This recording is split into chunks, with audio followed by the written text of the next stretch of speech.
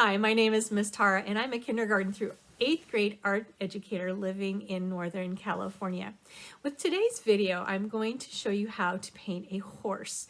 So we're going to be using acrylic paints to paint a horse's head, and you can use whatever substrate you have handy. So I chose to use paper, and substrate is simply the art word for the surface that you're painting on. So if you have canvas panel or cardboard or paper, use what you have. No special supplies are needed. You're going to need a few colors of acrylic paint, paintbrushes, and some water, and some masking tape just to give it a border if you're working on paper.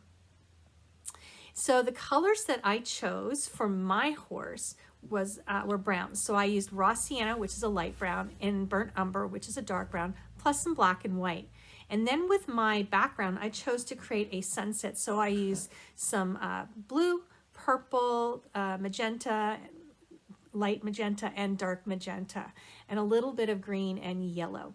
You can choose to use different colors for your horse, and you can also choose to use different colors for your background. So if you want to just make a one-colored background, a monochromatic background, pick your favorite color and do that, and that is just fine.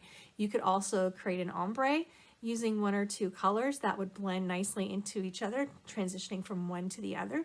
You can create a sunset. It's up to you.